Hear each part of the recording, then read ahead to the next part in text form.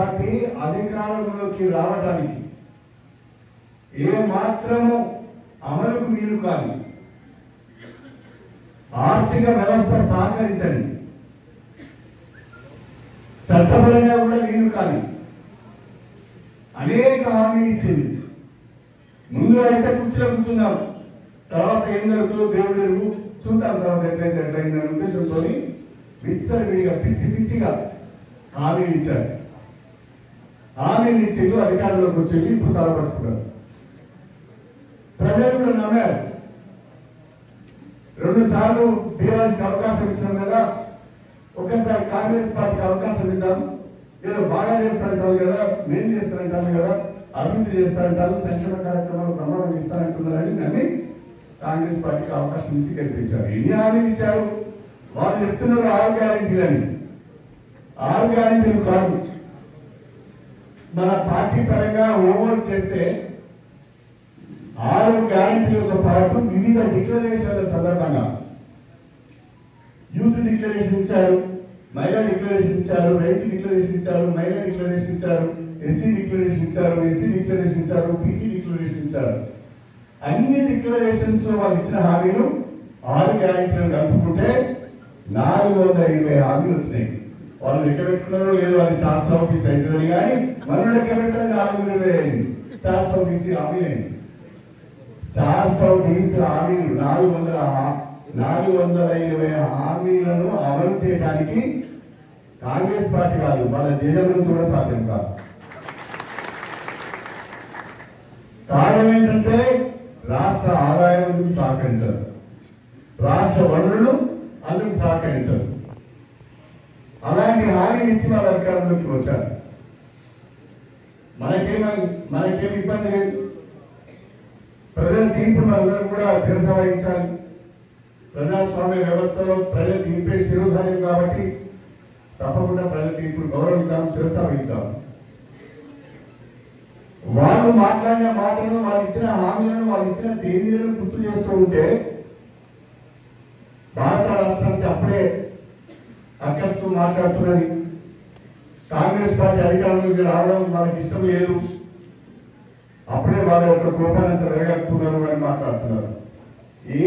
ఏమాత్రం కూడా కాంగ్రెస్ ప్రభుత్వం పైన వ్యతిరేకత లేదు, అకస్మాత్తుగా లేదు. కాకపోతే ఏ మాత్రం ఆలోచన చేయకుండా హామీలు ఇచ్చి ఆ హామీలను నిలబెట్టుకోవడం లేదని మీకు గుర్తు చేయడానికి మేము ప్రయత్నం చేస్తున్నాం. అంతే తప్ప మరొకటి కాదు అని చెప్పి ఈ సందర్భంగా గుర్తు చేస్తున్నాం.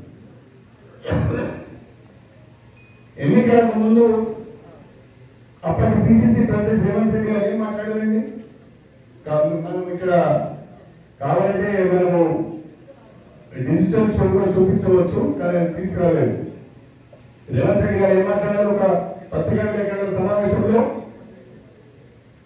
రైతులు ఎవరైనా రుణాలు చెల్లించిన వాళ్ళు ఉన్నట్లయితే, రుణాలు తీసుకొని వారు ఉన్నట్లయితే తక్షణమే బ్యాంకులకు వెళ్ళండి, 2 లక్షల రూపాయల రుణాన్ని తీసుకోండి, డిసెంబర్ 9న ఇందిరమ్మ రాజ్యం వస్తున్నది, నేను ముఖ్యమంత్రిగా ప్రమాణ స్వీకారం చేస్తున్నాను, నా మొదటి సంతకం రైతుల రుణమాఫీ పైనే ఉంటుంది అని చెప్పి స్వయంగా రేవంత్ రెడ్డి గారే మాట్లాడారు. ఆ రేవంత్ రెడ్డి గారిని ఈ రోజు మేము ప్రశ్నిస్తున్నాం. మీరు అన్నట్టుగా డిసెంబర్ 9 వచ్చింది ఇందిరమ్మ రాజ్యం అని, మీరు ఇందిరమ్మ రాజ్యం అంటారు, ఇందిరమ్మ రాజ్యం అయితే ఒక తర్వాత మాట్లాడుకుందాం. మీరు ముఖ్యమంత్రిగా పదవి బాధ్యతలు చేపట్టారు. మీరు అధికారంలోకి వచ్చి ముఖ్యమంత్రి 50 రోజులు గడిచిపోయింది కదా, ఈ 50 రోజులు రైతుల రుణమాఫీ గురించి ఏమైనా వాళ్ళ స్పష్టత ఇచ్చారా? రైతులు రుణమాఫీ చేస్తామని కానీ, చేస్తే ఏ రకంగా చేయబోతున్నామని కానీ, ఎప్పుడు ఏ తేదీలో చేయబోతున్నామనే విషయాన్ని ఈ రోజు వరకు కూడా కాంగ్రెస్ ప్రభుత్వం స్పష్టత ఇవ్వలేదు. ఇదే రేవంత్ రెడ్డి గారు ఇంకో మాట చెప్పారు, మీరు రైతుల వరకు వరి ధాన్యాన్ని అమ్ముకోకండి, మీ పంటలను అమ్ముకోకండి, కాంగ్రెస్ పార్టీ అధికారంలోకి వస్తున్నది, మీరు పండించిన ప్రతి పంటలను కూడా అదనంగా బోనస్ ఇచ్చి కొనుగోలు చేస్తామని చెప్పింది. వరి ధాన్యానికి క్వింటల్కు 500 రూపాయలు అదనంగా ఇచ్చుకుంటామన్నారు. కొన్నారా ఎక్కడన్నా? వరి ధాన్యాన్ని మన పంటలు ఎప్పుడు వచ్చినాయి? డిసెంబర్లో వచ్చినాయి. డిసెంబర్లో పంటలు వచ్చి రైతులు అమ్ముకున్నారు కలరాలో. మరి ఏ ఒక్క రైతు దగ్గర నుంచి అయినా రాష్ట్ర ప్రభుత్వము మద్దతు ధరకు అదనంగా 500 రూపాయల బోనస్ ఇచ్చి వరి ధాన్యాన్ని కొనుగోలు చేసిందా? చేయలేదు. మరి మీరు చేస్తారు చేయలేదు అంటే వాళ్ళ కోపం వస్తున్నారు.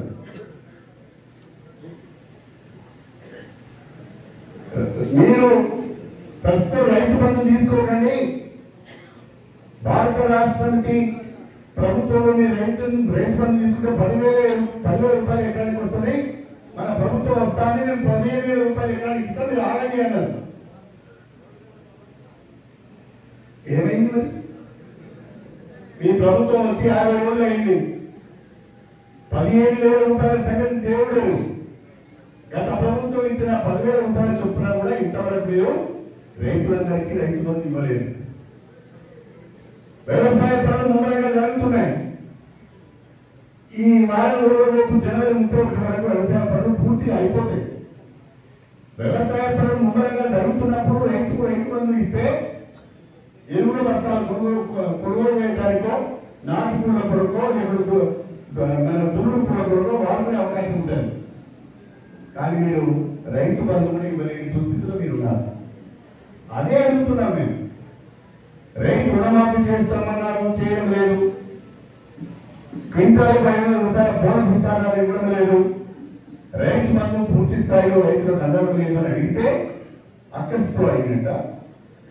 రైతుల పక్షాన ప్రజల పక్షాన అడిగితే అక్కస్తో అడిగినట్ట.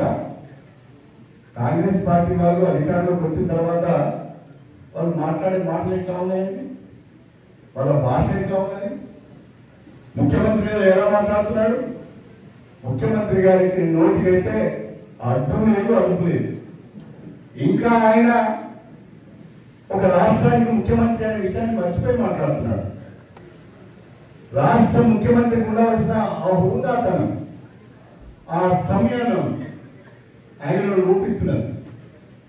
ఇప్పటికూ కాంగ్రెస్ పార్టీ కార్యకర్త లెక్క ఆయన మాట్లాడుతున్న తీరు చూస్తుంటే చాలా బాధ అనిపిస్తుంది, దుఃఖకరం అనిపిస్తున్నారు. నువ్వు తిడుతూ ఉంటే పడుతూ ఉంటాం మేము. మాకు ఇంత చీమిత్రులు ఉన్నది కదా, మీరు కూడా తప్పకుండా నువ్వు మాట్లాడిన స్థాయిలో నువ్వు వాడిన భాషలో కాకుండా ఏదో ఒక భాష నిన్ను తిట్టాలి కదా. మా ముఖ్యమంత్రిని పట్టుకొని, మా పార్టీ అధ్యక్షులు పట్టుకొని చార్లెస్ శోభరాజు అంటావా?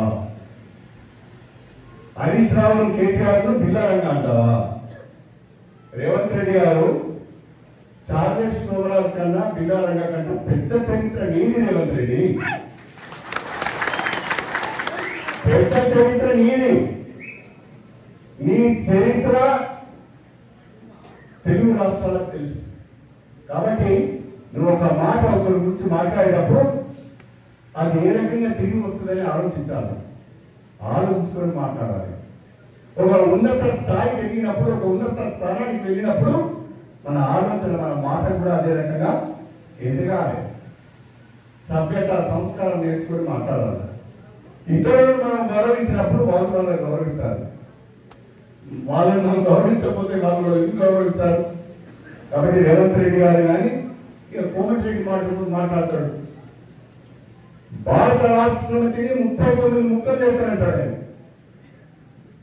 ముఖ్యమంత్రి గారు 100 మీటర్ల లోతున బీఆర్ఎస్ పార్టీ పెడతానంటాడు. అరే భాయ్, మీ అయ్య నుంచి కూడా ఆ పని ఆగమని చెప్పే డిసెంబర్లో చెప్పారు.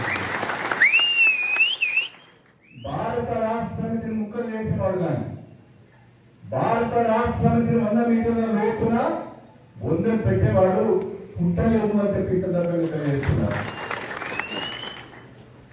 దయాకర్ రావు గారు ఓడిపోతాడని నేను అనుకోలేదు, వాస్తవంగా అనుకోలేదు. తప్పకుండా మా సోదరుడు దయాకర్ రావు బ్రహ్మాండంగా గెలుస్తాడని నాకు అభిప్రాయం ఉంది. సరే, ఏదైతే ఓడిపోయాడు. కానీ ఒక విషయాన్ని గుర్తుపెట్టుకోవాలి,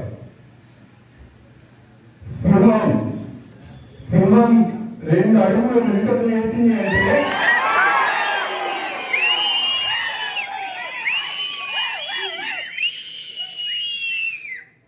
సింహం ఎప్పుడు కూడా సింహమే. సింహం 2 అడుగులు వెనుకకు వేసింది అంటే దాని టార్గెట్ మీద 4 అడుగులు ఎగిరి దుర్గడానికి నువ్వేమి బాధపడతావురా? నువ్వు బాధపడితే మాకు బాధపడతావు, బాధపడద్దు. కానీ ఎక్కడో చివుకుమంటాను మనిషి, ఎక్కడో చివుకుమంటాను. బ్యాకర్ల మీద నాకు ఇంత కోపం లేదు, ఇంత కోపం మామూలు కోపం కాదు. ఎందుకు లేదు ఇంత కోపం నాకు? అరే కోట్ల రూపాయలు తీసుకుపోయి బాలకుర్తిలో పెట్టావా? ఊరుకు సిమెంట్ రోడ్లు వేస్తావా? వ్యవసాయ భవనంలో సిమెంట్ రోడ్లు వేస్తావా? ఇక నువ్వు ఒక్క బాలకుర్తికే మంత్రివా? మా జిల్లా లేదా మా నియోజకవర్గంలో ఉపయోగాన్ని తిట్టేది కోపం చేసి అంత చేసినా మీరేం చేశారు? ఇవాళ నేను పాలకుర్తి జంక్షన్ చూస్తే ఇది పాలకుర్తినా అనిపించింది. ఇది పాలకుర్తేనా? 4 వైపులా పోర్లేని రోడ్స్, 4 వైపులా సెంట్రల్ లైటింగ్. ఎవరితో అవుతుందా పని? ఎవరితో అవుతుందా? ప్రజలకు కడుపు నిండా పెట్టే, ఇక అన్నది మాట కానీ కార్యకర్తలకు కూడా కడుపు నిండా పెట్టే. మరి ఏమైంది? ఏం చేసి మీరంతా ఏమి గ్రామాల ఓ పెద్ద నాయకులు ఉన్నారు. తప్పు దాఖల దగ్గరనే ఏమైనా జరిగిందని నాకు అనిపిస్తాను. అడగకుండానే హైదరాబాద్ బిర్యానీ పెట్టినట్టున్నాడు, అడగకుండానే దంచి బిర్యానీ పెట్టినట్టున్నాడు. అడగలే తిన్నోడికి అడగలే, దేవుడికేమో ఆకలైంది. ఎవరు ముందు పెట్టాలని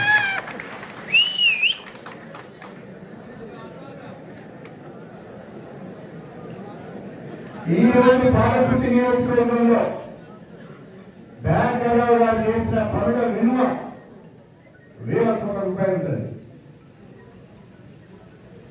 సరే, ఇప్పుడు వచ్చిన వాళ్ళ గురించి చాలా చిన్నమ్మాయి వాళ్ళ గురించి నేను మాట్లాడదలుచుకోలేదు. కానీ కాంగ్రెస్ పార్టీతో సాధ్యమవుతుందా?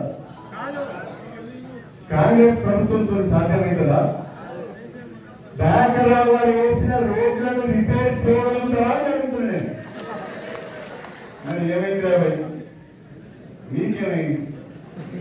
మీ గ్రామాలలో ఇక్కడ కూర్చున్న వాళ్ళందరూ ఇక్కడ కూర్చున్న వాళ్ళు మళ్ళా కలిపిన భోజనం పెడతా అంటాను. ఆల్రెడీ భోజనం చేయించి నాకు నేనైతే మాత్రం భోజనం కూడా పెట్టకూడదు. మీ గ్రామాలలో